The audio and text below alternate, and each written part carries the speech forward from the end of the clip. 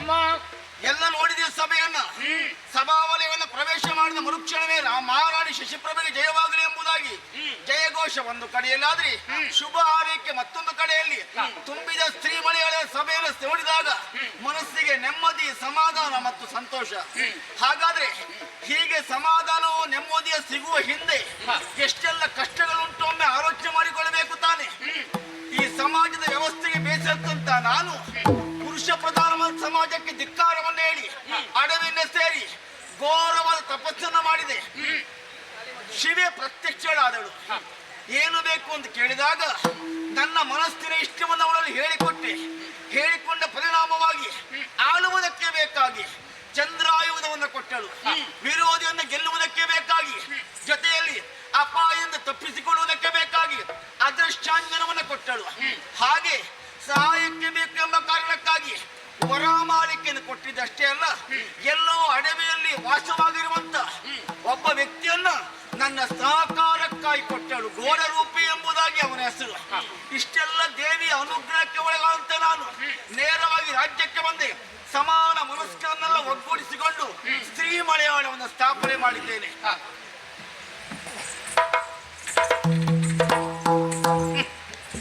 ಕಂಡಿಯಾನೆ ಗಂಡು ಜೀವಿಯೇ ಇಲ್ಲಿಲ್ಲ. ಎಲ್ಲರೂ ಹೆಮ್ಮಕ್ಕಳೇ ತುಂಬಿಕೊಂಡಿದ್ದಾರೆ. ಹೆಣ್ಣೆಂಬ ಕಾರಣಕ್ಕಾಗಿ ತಿರಸ್ಕಾರ ಮಾಡುವಂತ ವ್ಯವಸ್ಥೆ ಇದು. ಆ ವ್ಯವಸ್ಥೆಯನ್ನು ನಾವು ತಿರಸ್ಕಾರ ಮಾಡಬೇಕು ತಾನೆ. ಯಾಕೆ ಹೀಗೆ ಸಮಾಜದ ಪುರುಷರು ಹೆತ್ತಿದ್ದು ಹೆಣ್ಣು, ಮದುವೆಯಾಗುವುದು ಹೆಣ್ಣನ್ನ, ಹೆಚ್ಚೇನು ಹೊತ್ತಿದ್ದು ಹೆಣ್ಣು, ಭೂಮಿ ಬಳಸುವ ವೆಚ್ಚಕ್ಕೆ ಬೆಳೆಸುವಂತ ಹಣ ಹೆಣ್ಣು, ಓದುವ ವಿದ್ಯೆ ಹೆಣ್ಣು, ಈ ಪ್ರಪಂಚವೇ ಹೆಣ್ಣೆ ಕೊಂಡಿರುವಾಗ ಮತ್ತೆ ಹೆಣ್ಣೆಂದೇಕೆ ಗೀಳುಗಳಿವರು ಕಣ್ಣು ಕಾಣದ ಗಾವಿಲರು ಅವರಿಗೆಲ್ಲ ಬಹಿಷ್ಕಾರವನ್ನು ಹೇಳಿ ನಿಮ್ಮನ್ನೆಲ್ಲ ಕೂಡಿಸಿಕೊಂಡು ರಾಜ್ಯಭಾರ ಮಾಡ್ತಾ ಇದ್ದೆವು ನಾನು. ವಿಶೇಷ ಇದ್ರೆ ಬರಲಿ.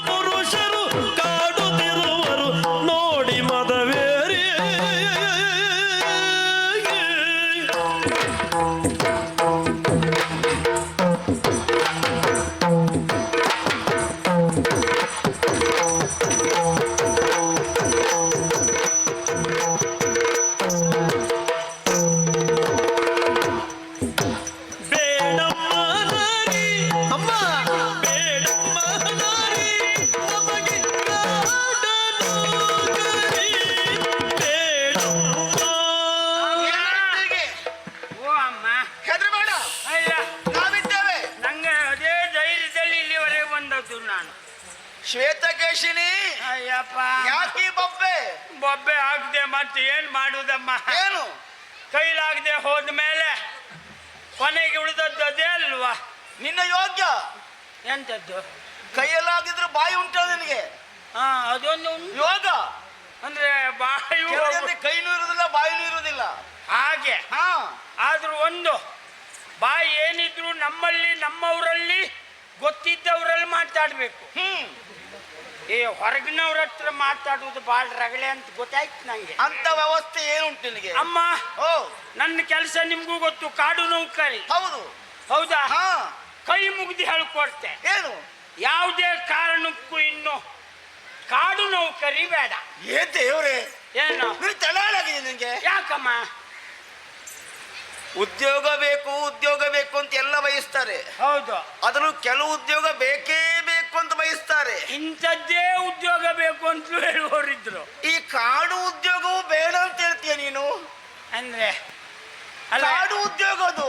ಅಯ್ಯೋ, ಅದು ನಮ್ಮ ನಾಡಿನಲ್ಲಿ ಆ ವ್ಯವಹಾರ ಹಾಗಿಲ್ಲಮ್ಮ.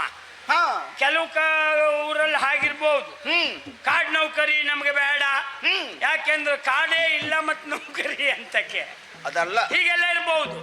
ಆದ್ರೆ ನಮ್ಮಲ್ಲಿ ಹಾಗಲ್ಲ. ಈಗ ನೌಕರಿ ಬೇಡ ಅಂತ ಹೇಳುದ. ದಾರಿ ಬದಿಗಷ್ಟೇ ಮರ ಅಲ್ಲ, ಒಳಗೂ ಬೇಕಾದಷ್ಟು ಉಂಟು, ವ್ಯವಸ್ಥೆ ಉಂಟು. ಒಳಗಿದ್ದು ಹೊರಗೆ ಹೋಗುವುದು ಇಲ್ಲ. ಹೌದು. ನಮ್ಮಲ್ಲಿ ನಾವು ಪ್ರಾಣ ಬೇಕಿದ್ರೆ ಬಿಟ್ಟೆವು, ಮರ ಬಿಡ್ಲಿಕ್ಕಿಲ್ಲ.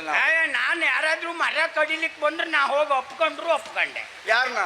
ಮರ ಕಡಿಕ್ ಬಂದವ್ರನ್ನಲ್ಲ, ಮರ ಕಡಿಲಿಕ್ಕೆ ಯಾರಾದ್ರೂ ಬಂದ್ರೆ ನಾವು ಮರವೇ ಒಪ್ಕೊಬಿಡುವೆ. ಅದು ನಮ್ಮಂದ್ ಬೇಕಿದ್ರೆ ಕಡೀರಿ, ಮರ ಕಡಿಬಾರ್ದು ಅಂತ. ಅದ್ರ ಅರ್ಥ ಅದೇ. ನಾವು ಮಕ್ಕಳಂತೆ ಸಾಕಿದ್ದಲ್ಲ, ಸಲ ಇದ್ದಲ್ವಾ? ಹೌದು. ಕಾಡು ಹೇರಳವಾಗಿರಬೇಕು, ಆವಾಗ ನಾಡಿನಲ್ಲಿ ಹಸಿರು ತುಂಬಿರ್ತದೆ. ಅಲ್ಲಿ ಹಸಿರಿದ್ರಿ ಇಲ್ಲಿದ್ದವ್ರು ಉಸಿರು, ಇಲ್ಲೇ ಹೋದ್ರೆ ಗಾಳಿನೂ ಇಲ್ಲ, ಅವ್ರವ್ರೇ ಅಕ್ಕ ಸಾಯ್ಬೇಕಷ್ಟೇ ಆ ಪರಿಸ್ಥಿತಿ. ಉದ್ಯೋಗ ಬೇಡ ಅಂತ ಹೇಳ್ತೀಯ ಅಂತಾದ್ರೆ ಕಾರಣ ಎರಡು. ಒಂದು, ನಾವು ಕೊಡುವ ಸಂಬಳ ಕಡಿಮೆ ಆದಾಗ ಉದ್ಯೋಗ ಬೇಡ ಅಂತ ಹೇಳುದುಂಟು. ಈಗ ಅದೊಂದು ಜೋರ್ ಶುರು. ಆ ಉದ್ಯೋಗ ನನಗೆ ಬೇಡ ಅಂತ ಅಲ್ಲ, ನಾನ್ ಕೆಲ್ಸಕ್ಕೆ ಬಿಡ್ತೆ ಅಂತ ಹೇಳುದು ಹೆಚ್ಚು. ಹೌದು. ಇನ್ನು ಸಂಬಳ ಹೆಚ್ಚಾಗಿ ನೀವು ಮಾಡುವ ಕೆಲಸ ಕಡಿಮೆಯಾಗಿ ನಿನಗೆ ಪಾಪ ಪ್ರಜ್ಞೆ ಕಾಡಿ ಬಿಡುವುದು ಉಂಟು. ಅಂತವ್ರು ಇದ್ರ ನಮ್ಮಲ್ಲಿ ಮಾಡುವ ಕೆಲಸ ಕಡಿಮೆ ಆಗ್ತದೆ, ಬೇಡ. ಅಲ್ಲ, ಒಳ್ಳೆಯವ್ರು ಇರ್ಬೋದು ಅಂತವ್ರು ಇಲ್ಲ ಅಂತ. ಪ್ರಾಮಾಣಿಕರಿದ್ದಾರೆ. ನಮ್ಮಲ್ಲಿ ಇದ್ರಪ್ಪ. ಕೊಡುದು ಕಡಿಮೆ ಆಯ್ತೋ ಅಥವಾ ನಿನಗೆ ಆಗುದಿಲ್ವಾ? ಅಮ್ಮ, ನೀವು ಯಾವಾಗೂ ಕಡಿಮೆನೆ ಕೊಡಿ, ನಾ ಅದ್ರ ಬಗ್ಗೆ ಬೇಸರ ಮಾಡ್ತೀನ. ಕಡಿಮೆ ಕೊಡುವುದಿಲ್ಲ. ಅಲ್ಲ, ನೀವು ಕಡಿಮೆ ಕೊಡಿ, ನಂಗೆ ಏನು ಬೇಸರ ಇಲ್ಲ. ಇನ್ನು ಕೊಟ್ಟು ನೋಡ್ಬೇಕು. ಅಲ್ಲ, ನಾ ಬೇಕಾದಷ್ಟು ತಕಂತೆ ಮುಂಗಡ. ನಿನಗಲ್ವೇನೆ? ಹೌದು. ನಮ್ಮೋಳಲ್ವ, ನಮ್ಮಲ್ಲಿ ಹಿರಿತಲೆ ನೀನು ಒಬ್ಬಳೇ ಇರುವುದು. ಹೌದು. ಈ ತಲೆ ಇರುವವರೆಗೆ ಕೊಡಿ, ಮುಂದೆ ನಿಲ್ಲಿಸಿ ಸಾಕು. ನೋಡುವ. ಹಾಗಲ್ಲಮ್ಮ. ಏನು ಮತ್ತೆ ಬೇಡ ಅಂದ್ರೆ? ಆ ಕೆಲಸದಲ್ಲಿ ನನಗೆ ಆಸಕ್ತಿ ಇಲ್ಲದೆ ಅಥವಾ ಬೇಸರದಿಂದ ಅಥವಾ ಸಂಬಳಕ್ಕಾಗಿಯೋ ನಾನು ಇವತ್ತಿನವರೆಗೆ ಮಾಡಿದ್ದಿಲ್ಲಮ್ಮ. ಬೇರೆ ಉದ್ಯೋಗ ಬೇಕಾಗಿದ್ರೆ ಅದಕ್ಕೂ ಅಲ್ಲ. ಮತ್ತೇನು? ಯಾಕಾಗ ಕಾಡು ನೌಕರಿ ಬೇಡ ಅಂತ ಹೇಳ್ತಿದ್ದೆ ಗೊತ್ತಾ? ನಾವು ತಿಳ್ಕೊಂಡಾಗಿಲ್ಲಮ್ಮ. ಏನಾಯ್ತು? ಈಗ ಉಂಟಲ್ಲ, ಬಹಳ ಉಪದ್ರ. ಪ್ರಾಣಿಗಳ ಉಪದ್ರವ? ಪ್ರಾಣಿಗಳದ್ದಲ್ಲ. ಮತ್ತೇನು? ಹಂಗ ಪ್ರಾಣ ಇದ್ದದ್ದೇ. ಪ್ರಾಣಿಗಳೇ ಒಂದು ಲೆಕ್ಕದಲ್ಲ. ಅವರು ಮೂಢ ಪುರುಷರು. ಯಾಕಮ್ಮ? ನಾನು ಹೇಳಿದ್ದುಂಟು ಮೂಢ ಪುರುಷರು ಅಂತ. ಹೌದು. ಅದಕ್ಕೆ ಬೇಸತ್ತು ರಾಜ್ಯ ಬೇರೆ ಮಾಡಿದ್ದಾನು, ಸ್ತ್ರೀ ಮಲಯಾಳವನ್ನ. ಹೌದು. ನೀನು ಪುರುಷರಿಗೆಲ್ಲ ಮೂಢರು ಅಂತ ಹೇಳ್ತೀಯ. ನಿನಗೆ ಪುರುಷರಿಂದ ಏನು ಅನ್ಯಾಯ ಆಗಿದೆ ಹಾಗೆ ಹೇಳಲಿಕ್ಕೆ? ನಿಮಗೆ ಎಂತ ಆಗಿದೆ ಅಮ್ಮ? ಯಾರಿಗೆ? ಸಮಾಜ ವ್ಯವಸ್ಥೆ ಕಂಡು ಬೇಸತ್ತು ಅಂತ ಹೇಳುದು. ಅದಕ್ಕೆ ಹೇಳುದು. ಈಗ ಯಾಕೆ ಆಳು ಹೇಗೆ ಕೇಳ್ರ ಅರಸರು ಏನ್ ಹೇಳ್ತಾರ ಅದರಂತೆ ಆಳು. ಆ ಲೆಕ್ಕದಲ್ಲಿ ಹೇಳಿದ್ದಲ್ಲಮ್ಮ. ಬೇರೆ ಮಾಡಿ ಆಗಿದೆ ಈಗಂತ ಮತ್ತೆ ಪುರುಷರು ತೋ ಪುರುಷರ ಬಗ್ಗೆ ನಾನು ಅವಹೇಳನ ಮಾಡಿದ್ದಲ್ಲ. ಮತ್ತೆ ಪುರುಷರು ಎಲ್ಲಾ ಮೂಡ್ರು ಅಂತ ಹೇಳಿದ್ದು ಅಲ್ಲ. ನಮ್ಮಲ್ಲಿ ಬಂದವರು ಇಬ್ರು ಮೂಡ್ರೆ. ನಮ್ಮಲ್ಲಿ ಇಬ್ರು? ಇಬ್ರು ಪುರುಷರ? ಇಬ್ರು ಪುರುಷರು. ಏನಾಯ್ತು? ಎಲ್ಲಿ? ಹೇಗೆ? ಅಯ್ಯೋ, ನಾ ಕಾಡಿನಲ್ಲಿದ್ದಾಗ ಏನ್ ಹೇಳಮ್ಮ? ಯಾಕೆ ಬೊಬ್ಬೆ ಆಗ್ತೀಯಾ? ಬೊಬ್ಬೆ ಆಗ್ತೀನಿ, ಇನ್ನೇನ್ ಮಾಡ್ಲಿ?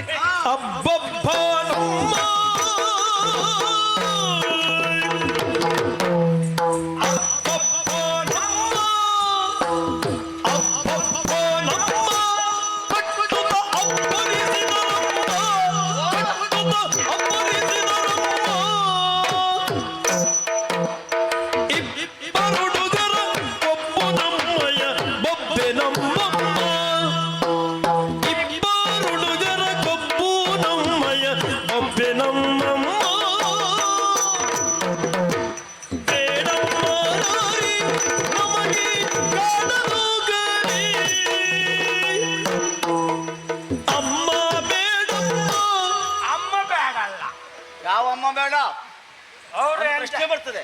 ಅವರು ಎಂತಕ್ಕೆ ಹಾಗಂದ್ರಪ್ಪ ಅವ್ರಿಗೆ ಸಂಬಳ ಕಡಿಮೆ ಐತೇನ? ಯಾರಿಗೆ? ಇಲ್ಲ ಹೋದ್ರೆ ನಾನು ಸತ್ರು ಅಮ್ಮ ಬೇಡಮ್ಮ ಹೇಳಿ. ನಿನ್ನ ಮೇಲೆ ವಿಶ್ವಾಸ ಉಂಟೆ? ಬೇಡಮ್ಮ. ಯಾವುದು ಪ್ರಶ್ನೆ ಉಂಟು? ಅದು ನಾ ಕಾಡಿನಲ್ಲಿ ಅಲ್ಲಿ ಕಾದ್ಕೊಂಡಿದ್ನಲ್ಲಮ್ಮ, ನೀವು ಜಾಗೃತರಾಗಿರ್ಬೇಕು ಅಂತ ಹೇಳಿದ್ರಿ. ಹೌದು. ಹಾಗಾಗಿ ನಾನು ಎಷ್ಟೊತ್ತಿಗೂ ಉಂಟಲ್ಲ ಭಾರಿ ಜಾಗ್ರತೆಲಿದ್ದವ. ಎಷ್ಟು ಜಾಗ್ರತೆ? ಹೇಗೆ ಜಾಗ್ರತೆ? ಎಷ್ಟೊಂದು ಚುಚ್ಚೂರು ಎಣ್ಣೆ ಎಲ್ಲ ಹಾಕೊಂಡು ಇದು ಮಾಡಿದುಂಟು.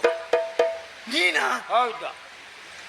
ನೀನೊಂದು ಹಾಗೆ ಮಾಡ್ತೀನಿ ನನ್ಗೆ ಗೊತ್ತಿಲ್ವಾಗಿತ್ತಲ್ಲ. ಅಲ್ಲಮ್ಮ, ಇಲ್ಲೋದ್ರು ಕಣ್ಣು ಮುಚ್ಚಿ ಹೋಗ್ತದೆ. ಅದು ಹಾಕ್ರೆ ಕಣ್ಣು ಮುಚ್ಚುದಲ್ವಾ? ಅಲ್ಲಪ್ಪ, ಕಣ್ಣು ಬಿಡ್ಲಿಕ್ಕೆ ಬೇಕಾದ ಎಣ್ಣೆ. ಕಣ್ಣಿಗೆ ನಿದ್ದೆ ಬರುವಂತ ಹೊತ್ತಿಗೆ ನೀವು ಒಂಚೂರು ಎಣ್ಣೆ ಬಿಟ್ಕೊಂಡು ನೋಡಿ ಕಣ್ಣಿಗೆ. ಕಣ್ಣಿಗೆ ಎಣ್ಣೆ? ಆ ಉರಿಗೆ ಮತ್ತೆ ಕಣ್ಣು ಮುಚ್ಚುವುದಿಲ್ಲ ಅದು. ಆ ಎಣ್ಣೆ ಬಿಟ್ಕೊಂಡು ನಾನು ನೋಡ್ತಿದ್ದೆ. ಇಬ್ಬರು ಹುಡುಗರು, ಬರೇ ಇಬ್ಬರು ಹುಡುಗರಲ್ಲ, ಅವ್ರ ಹಿಂದೆ ಮತ್ತುಂಟು, ಅದು ಬೇರೆ. ಸಣ್ಣ ಹುಡುಗರಲ್ಲ, ಮತ್ತೆ ಸಣ್ಣವರಾದ್ರೆ ನಾನು ಎಂಥದ್ದು ಇಲ್ಲಾಗಿತ್ತು. ಯೌವನಾವಸ್ಥೆಯಲ್ಲಿದ್ದಂತ ಸೊಕ್ಕಿನ ಪುಂಡ್ರು, ಪ್ರಾಯ ಸಮರ್ಥ ಇಬ್ಬರು ಹುಡುಗರು, ಪ್ರಾಯ ಸಮರ್ಥ ಹುಡುಗರು ಬಂದಿದ್ದಾರಮ್ಮ. ಬಂದವರೇ ತಡಪಡ ಮಾಡ್ಲಿಲ್ಲ, ಒಳಗೆ ಬರ್ಲಿಕ್ಕೆ ನುಗ್ಲಿಕ್ಕೆ ಮುಂದಾದ್ರು. ತಡಿಬೇಕಿತ್ತು. ಮತ್ ನಾ ಇದ್ದದ್ದು ಎಂತಕ್ಕೆ? ಯಾಕೆ ನಿಮ್ಮ ಸಂಬಳ ತಗೊಂಡು ಸುಮ್ನೆ ಕೂತ್ಕೊಳ್ಳುದ? ಏನ್ ಮಾಡ್ದೆ? ತಾರದೆ ಮಾತು ಬೆಳೆದ್ದು ಮಾರಾಮರಿ ಜಟಾಪಟ್ಟಿ ಅನ್ನ ಅಕ್ಕಿ ಸಾರ್ಥಕ ಆಯ್ತು ನಿನಗೆ. ಉಂಡದಕ್ಕೆ ನಾ ಅಷ್ಟು ಮಾಡ್ದೆ. ಉಂಡಿದಕ್ಕಷ್ಟು ಮಾಡಿ ಹೋಗ್ಬೇಕು. ಮಾತು ಬೆಳೆದು ಪೆಟ್ಟು ಜೋರಾಯ್ತು ನೋಡಿ. ಪೆಟ್ಟ? ಆ ಪೆಟ್ಟೆ ಪುರ್ಸೊತ್ತಿಲ್ಲ. ಇಬ್ರು ಒಟ್ಟಾಕ ನಂಗೆ ಹೊಡೆದ್ರು ಅಮ್ಮ. ಇಬ್ರು ಒಟ್ಟಾಗಿ? ಒಬ್ಬೊಬ್ರು ಬಂದ್ರೆ ಬೇಸರ ಇಲ್ಲ ಆಗಿತ್ತು. ನನ್ನ ಮೇಲೆ ಇಬ್ಬರು ಒಮ್ಮೆಲೆ ಆಕ್ರಮಣ ಮಾಡಿದ್ರು. ರಟ್ಟೆ ಕೈ ಹಾಕಿ ಎಳೆದ್ರು. ನನ್ನ ಸೀರೆ ಒಂದು ಗಟ್ಟಿ ಇಟ್ಟುಕೊಂಡೆ ನಾನು. ಆ ಕ್ಷಣಕ್ಕೂ ಮಾನ ಕಳ್ಕೊಳ್ಬಾರ್ದು ಅಂತ ಸರಿಯಾಗಿ ಹೊಡೆದು ಕುಟ್ಟಿ ಮೆಟ್ಟಿ ನನಗೆ ಸುಣ್ಣದ ನಾಮ ಹಾಕಿ ನೋಡಿದೆ. ಆದ್ರೂ ಒಂದು ಏನು, ನನ್ನ ಸ್ವಂತದಲ್ಲಿದ್ದು ಚಂಚಿ ತಕ್ಕೊಂಡು ನಂದು ಎಲೆ ಅಡಿಕೆ ಅಭ್ಯಾಸ ಇತ್ತಲ್ಲ, ನಿನ್ನದೇ ಬಂಡವಾಳದಲ್ಲಿ ಅವ್ರೊಂದು ವ್ಯಾಪಾರ ಮಾಡಿ ಹೋದ್ರು. ಅವ್ರು ಭಯಂಕರ ಅಂದ್ರೆ ಬುದ್ಧಿವಂತರಿದ್ದಾರೆ ಅಂತ ಆಯ್ತು. ಆ ನಾಮ ಹಾಕುದು ನಮ್ದ್ರಲ್ಲೇ. ಮತ್ ನಿಮ್ಮೂರಿಗೆ ಬಂದಿಷ್ಟು ಮಾಡಿದೆ ಅಂತ ಅವ್ರು. ಅಷ್ಟು ಕೇಳಿ ಬಿಟ್ಟೆ ನೀನು? ಎಂತ ಮಾಡುದು, ಊರ್ನವ್ರನ್ನ ಕಾಡ್ಬೇಕಿತ್ತು. ನಾನೇ ಮಾತಾಡಿದ್ರೆ ಸುಖ ಇಲ್ಲಮ್ಮ. ಮಾತಾಡಿದ್ರೆ ತಾಗಿಸ್ಕೊಳ್ಳುದಿಲ್ಲ ಅವರು. ಪೆಟ್ಟೆ ಕೊಟ್ಟದಷ್ಟೇ ಅಲ್ಲ, ಆಮೇಲೆ ನನ್ನಲ್ಲಿ ಹೇಳದ್ದೇನು ಗೊತ್ತಾ? ಎಂತ ಮಾರ್ತಾಂಡ್ ತೇಜ ಕಮಲ ಧ್ವಜರಂತೆ ಅವ್ರು ಬಂದದ್ದು ಪೂಜೆಯಕ್ಕಂತೆ. ಹೋಗಿ ನಿಮ್ಮ ಅಮ್ಮಗೆ ಹೇಳು, ಯುದ್ಧಕ್ಕೆ ಬರ್ಲಿಕ್ಕೆ ಹೇಳು, ಅದಿಲ್ಲ ಅಂತ ಆದ್ರೆ ಕಪ್ಪಗಾಣಿಕೆ ತಕೊಂಡು ಬರ್ಲಿಕ್ಕೆ ಹೇಳು ಅಂದ್ರು. ಇಷ್ಟ ಹೇಳಿದವ್ರ? ಹೌದಪ್ಪ.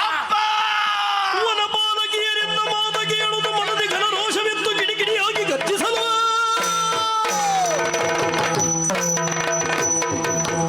ಶ್ವೇತಕೇಶಿನಿ ಹೊಡೆದಿದ್ದು ನಿನಗಾಗಿರ್ಬಹುದು, ನೋವಾಗಿದ್ದು ನನಗೆ. ಇಲ್ಲಮ್ಮ, ನಂಗೆ ನೋವಾಗಿ. ಅಲ್ಲವೇ ಅಲ್ಲ? ಅಲ್ಲ, ನಂಗೆ ಕೈ ಕಾಲು ಎತ್ತಲಿಕ್ಕೆ ಆಗುದಿಲ್ಲ. ಅಯ್ಯೋ ಅದಲ್ಲ, ದೇಹಕ್ಕೆ ನೋವಾಗಿದೆ ನಿನಗೆ. ನನ್ನ ಮನಸ್ಸಿಗೆ ನೋವಾಯ್ತು ಅಂತ ಹೇಳುವುದು. ಓ, ನಿಮ್ಮ ಮನಸ್ಸಿಗೆ ನೋವಾಯ್ತು. ಆಳನ್ನ ಹೊಡೆಯುವುದು ಒಂದೇ, ಹೌದು. ಆಳುವ ಅಧಿಕಾರಿಯನ್ನ ಪ್ರಶ್ನೆ ಮಾಡುವುದು ಒಂದೇ. ದಾಸದಾಸಿಗೆ ಯಾವತ್ತು ಮಾನ ಅಪಮಾನದ ಪ್ರಶ್ನೆ ಇಲ್ಲ. ಹಾಗಾದ್ರೆ ನೇರವಾಗಿ ನನ್ನನ್ನು ಅವಮಾನಿಸುವುದಕ್ಕೆ ಮುಂದಾಗಿದ್ದಾರೆ ಅಂತ ಆಯ್ತು ಅವರು. ಹೌದು. ಅಪ್ಪ ಅವರ ಸೊಕ್ಕೆ ಉಂಟಪ್ಪ, ನಾನು ನೋಡಿಕೊಡ್ತೇನೆ. ಅಯ್ಯೋ ಅವ ಒಬ್ಬ ಆ ಮಾರ್ತಾಂಡ ಒಂದ ಸಲಕ್ಕೊಂಡು ಬಿಟ್ಟು ನಿಂತ ಶಂಕರನೇ. ಅವನ ಕಡೆ ದಿಕ್ಕಿನ ಒಡೆಯ. ನೋಡೋಣ ಯಾರೇ ಆಗಿರ್ಲಿ. ಮೂರನೇ ಕಣ್ಣು ತೆಗೆದಾಗ ಮಾಡಿದ್ನಪ್ಪ. ನಂಗೆ ಹೇಳಿದ್ದು. ಆದ್ರಿಂದ ನನಗೀಗ ಏನು ಕೂಡುವುದಿಲ್ಲಮ್ಮ. ನೀನ್ ನೋಡಿ ಅರ್ಥ ಆಯ್ತು ನನಗೆ. ಆಯಾಸಗೊಂಡಿದ್ದಷ್ಟೇ ಎಲ್ಲ ಮೈಕೆಲ್ಲ ನೋವಾಗಿದೆ ಅಲ್ವೇ? ಹೌದು, ಸರಿಯಾಗುದು ಬಹಳ ಕಷ್ಟ. ಒಂದು ವಾರ ನಿನಗೆ ಬಿಡುವು. ಮನೆ ಪರಿಸ್ಥಿತಿಯ ಮನೇಲಿ ಇರು ನೀನು. ಅಲ್ಲ, ಮಲ್ಲಿದ್ರು ಹೊಟ್ಟೆ ತುಂಬಬೇಕಲ್ಲಮ್ಮ. ತೊಂದ್ರೆ ಏನು, ಮನೆಗೆ ಬರ್ತದೆ. ಎಂಥದ್ದು? ಹೊಟ್ಟೆ ತುಂಬುವಂಥದ್ದು ಮನೆಗೆ ಬರ್ತದ? ಕಳಿಸ್ಕೊಡ್ತೇನೆ ನಾನು. ಹೌದಾ? ಈಗ ನೀವು ನಾನು ಬಿಡುವು ಕೊಡ್ತೀರಾ? ಬಿಡುವು ಅಷ್ಟೇ. ಇದು ಸಂಬಳ? ಸಂಬಳ ಉಂಟು, ಸಂಬಳ ಉಂಟು. ಓ, ಸಂಬಳ ಕೊಟ್ಟು ಬಿಡುವ? ಯಾಕೆ ಗೊತ್ತುಂಟಾ? ಈ ಉದ್ಯೋಗದಲ್ಲಿ ನೋವಾದರೆ, ಕೆಲಸದಲ್ಲಿ ಪೆಟ್ಟಾದರೆ, ನೋವಾದರೆ ಸಂಬಳ ಸಹಿತವಾದ ಬಿಡುವು. ಹೌದಾ? ಹೌದೌದು. ಆದ್ರೂ ಒಂದು ವಾರ ಅಲ್ಲಮ್ಮ. ಎಂತಂದ್ರು ಸುಧಾರಿಸ್ಕೊಳ್ಳಿಕ್ಕೆ ಒಂದು ತಿಂಗಳೇ ಬೇಕಾಗ್ಬೋದು. ಮೈಕೈ ನೋವು ಜೋರುಂಟು. ವೈದ್ಯರಿದ್ದಾರೆ, ಹಾ, ಅವ್ರು ಎಷ್ಟು ದಿನ ಹೇಳ್ತಾರೋ ಅಷ್ಟು ದಿನ ಕೊಡೋಣ. ಹಾ. ಅಲ್ಲೂ ಪರೀಕ್ಷೆಯ? ಹೌದು, ಹಾ, ವೈದ್ಯಕೀಯ ಪರೀಕ್ಷೆಗೊಳಪಡಿಸಿ ಒಳಪಡಿಸಿ ಆಮೇಲೆ ಸಂಬಳ ಹೆಚ್ಚೋ ಕಡಿಮೆಯೋ ಹಾ, ಬಿಡುವನ್ನು ಹಿಡಿಬೇಕೋ ಬಿಡಬೇಕು ಹಾ. ಯೋಚಿಸಲಾಗುವುದು. ಅಮ್ಮ, ನಮ್ಮ ನಾಡಿನಲ್ಲಿ ಅಲ್ಲಿಂದಿಲ್ಗೂ ವೈದ್ಯಕೀಯ ಪರೀಕ್ಷೆ ಮಾಡಿಸಿ ನೀವು. ವೈದ್ಯರೆಲ್ಲ ಒಳ್ಳೆಯವರೇ, ಏನ್ ತಾಪತ್ರೆ ಇಲ್ಲ. ವೈದ್ಯರು ಒಳ್ಳೆಯವರಾಗಿರ್ಲಿ. ಹೌದು. ಹಾ. ಹಾಗಾಗಿ ನಮಗೆ ತಾಪತ್ರೆ ಆಗ್ಲಿಕ್ಕಿಲ್ಲ. ಸರಿ. ಎಷ್ಟು ದಿವ್ಸ ಬೇಕೋ ಅಷ್ಟು ದಿವ್ಸ ಕೊಡ್ಬಹುದು. ಆದ್ರೂ ಏನು ಒಂದು ತಿಂಗಳು ಬಿಡುವು ಕೊಟ್ರಿ ಅಂತದ್ದು. ಆಕಸ್ಮಿಕ ನಿನಗೆ ಅನಿವಾರ್ಯತೆ ಉಂಟು ಅಂತಾದ್ರೆ ಹಾ, ಉಂಟು ಅಂತಾದ್ರೆ ಹಾ, ಬಿಡು ಕೊಡುವ. ಒಂದ್ ತಿಂಗಳು. ಖಂಡಿತ. ಹಾಗಾದ್ರೆ ನಾವೊಂದು 10 ದಿವ್ಸ ಹೆಚ್ಚೆ ಮಾಡ್ತೀಯಮ್ಮ. ಅದನ್ನ ಲೆಕ್ಕಕ್ಕೆ ಮರಿವ. ಎಂತದ್ದು ಪಟ್ಟಿಗ? ಹೌದು, ಓ, ಒಂದು ವಾರದ ಮಾತ್ರ ಸಂಬಳ, ಲೆಕ್ಕಕ್ಕಿಲ್ಲ ಅದು. ಒಂದ್ ತಿಂಗಳು ಮಾಡಿದ್ರೆ ಪೂರ್ತಿ ನಮ್ಮ ಲೆಕ್ಕಕ್ಕೆ ಬರ್ದಿಡ್ತಾರ. ನಿಮ್ಮ ಲೆಕ್ಕಕ್ಕೆ ಬರುದು. ಆ ಪುಸ್ತಕ ದಪ್ಪ ಆಗುದು ಬೇಡ, ನಾ ಬೇಗ ಮತ್ತೆ ಕೆಲ್ಸಕ್ಕೆ. ಮತ್ತೆ ಹೇಳಿದ್ರ ನೀವು ತಡ ಯಾಕಂತ ಮತ್ತೆ ಬಂದ ಪುಂಡ ಹುಡುಗರ ತಡೆತಲನ್ನು ಮೆಟ್ಟುವುದಕ್ಕೆ ನಾನೇ ಲಾಲಿಸೆನ್ನೊಡತಿ ಶಶಿ ಪ್ರಭೆಯೇ, ಲಾಲಿಸೆನ್ನೊಡತಿ ಶಶಿ ಪ್ರಭೆಯೇ, ಸೌಭಾಗ್ಯದ ಸಿರಿಯೇ, ಲಾಲಿಸೆನ್ನೊಡತಿ ಶಶಿ ಪ್ರಭೆಯೇ, ಪುರಕ್ಕೆ ಹೊರಡುವೆ ನೀಗ ನಾನು, ಕರುಣಿಸು ವೀಳ್ಯವನ್ನು ತರುವೇನ ಪಿಡಿದು ವೀರರಲ್ಲೋ.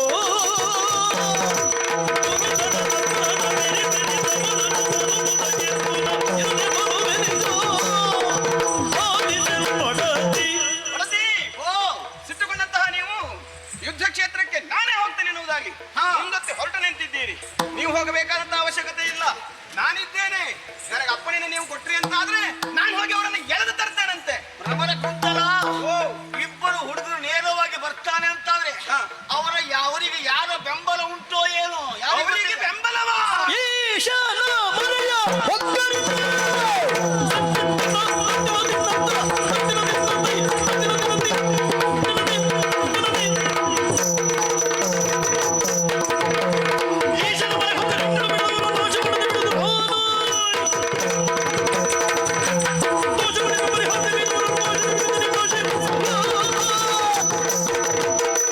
ಬಂದಿರುವಂತಹ ಅವರು ಪ್ರಾಣವನ್ನು ಉಳಿಸಿಕೊಳ್ಳುವುದಕ್ಕಾಗಿ ಈಶನ ಮಾರ ಹೋಗಲಿ, ಅಲ್ಲಿಯವರೆಗೆ ಹೋಗಿ ಅವರನ್ನ ಎಳೆದು ತರ್ತೇನೆ. ಕೊಡಿ ನನಗೆ ಅಪ್ಪಣೆ. ಮರಿ ಸಣ್ಣ ಕಾರ್ಯ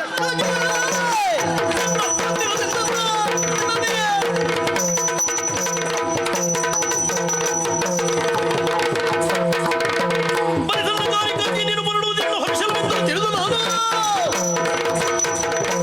ಪರಿಪರಿಯೊಳಗಿನ ನಡುವೆನು ಬರಗಿದವರಿಗೆ ಕಪ್ಪಡಿ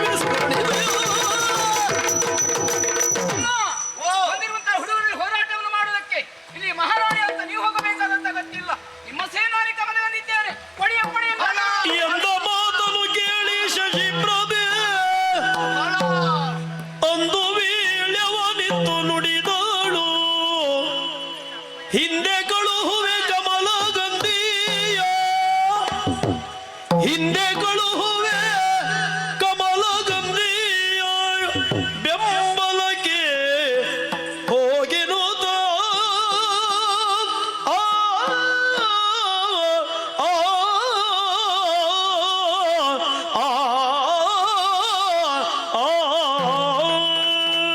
ಫಲ ಫಲ ಫಲ.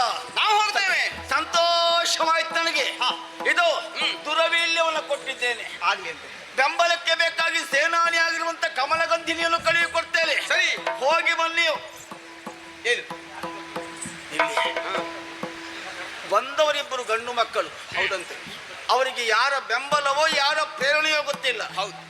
ಎಲ್ಲಿಯಾದರೂ ಆಕಸ್ಮಿಕವಾಗಿ ನಮಗೆ ಅಪಜಯವಾಗಿ ನಮಗೆ ಅಪಾಯ ಉಂಟಾಯಿತು ಅಂತಾದ್ರೆ ತಪ್ಪಿಸಿಕೊಳ್ಳುವುದಕ್ಕೆ ಬೇಕಾಗಿ ಇದು ದೇವಿಯಿಂದ ದತ್ತವಾಗಿರುವಂತ ಅದೃಶ್ಯಾಂಜನವನ್ನು ಕೊಡ್ತೇನೆ. ಅಪಾಯದಲ್ಲಿ ಬಳಸಿಕೊಳ್ಳಿ. ಆಗ್ಲಿ. ಹೋಗಿ. ಇನ್ನೇನಾಗ್ಬೇಕು? ಶ್ವೇತಕೇಶಿನಿ ಹೇಳಿದ್ದಾಳೆ, ಏನು? ಬಂದವರು ಪ್ರಾಯದ ಗಂಡು ಮಕ್ಕಳು ಎಂಬುದಾಗಿ. ಹೌದು. ಯುದ್ಧಕ್ಕೆ ಹೋಗುವ ನೀವೆಲ್ಲರೂ ಪ್ರಾಯದ ಹೆಣ್ಣು ಮಕ್ಕಳು. ಹೌದು. ನಾವು ಪುರುಷ ವಿರೋಧಿಗಳು. ಎಲ್ಲಿಯಾದ ಪ್ರಾಯದಲ್ಲಿ ಅವರ ಮೇಲೆ ಬೇರೆ ಬೇರೆ ರೀತಿಯ ಆಸಕ್ತಿ ಮೂಡಿ ಚೇಷ್ಟೆಗೆ ಒಳಗಾದರು ಅಂತಾದ್ರೆ ಯೋಚಿಸಬೇಕಾದದ್ದಿಲ್ಲ ನೀವು. ನಮ್ಮಲ್ಲಿ ಯಾರಾದ್ರೂ ಆ ಗಮ್ಮಕ್ಕಳ ಕುರಿತಾಗಿ ಆಕರ್ಷಣೆಯಿಂದ ಕೆಟ್ಟ ದೃಷ್ಟಿಯಿಂದ ಅಥವಾ ನೀವು ಹೇಳಿದಾಗೆ ಬೇರೆ ದೃಷ್ಟಿಯಿಂದ ಅವರನ್ನು ನೋಡಿದ್ರು ಅಂತಾದ್ರೆ ಅವರು ಕಣ್ಣಿಗೆ ತಿರುಗ್ತದೆ. ಯೋಗ್ಯ ಆಯ್ತು. ಎಲ್ಲಾದ್ರೂ ಅವರನ್ನು ಅನುಸರಿಸುವುದಕ್ಕೆ ಮುಂದಾದ್ರೆ ಅವರ ಕಾಲು ಕತ್ತರಿಸಿ ಬಿಡ್ತೇನೆ. ಓಡುವುದಕ್ಕೆ ಮುಂದಾದ್ರೆ ಅವರ ಕಾಲು ಕತ್ತರಿಸಿ ಬಿಡ್ತೇನೆ. ಕೈಯಿಂದ ಕರೆದ್ರೆ ಅವರ ಕೈ ಕತ್ತರಿಸ್ತೇನೆ. ನಿನಗೆ ಸಂಪೂರ್ಣ ಅಧಿಕಾರ ಕೊಟ್ಟಿದ್ದೇನೆ. ಅಂತವರ ಮೂಡಿ ಹಿಡಿದು ಸುಣ್ಣ ಮುಂದೆ ಚೆಂಡಾಗಬೇಕಿದ್ರೆ ನಿನಗೆ ಅಧಿಕಾರ ಉಂಟು. ನಮೋ ನಮಃ.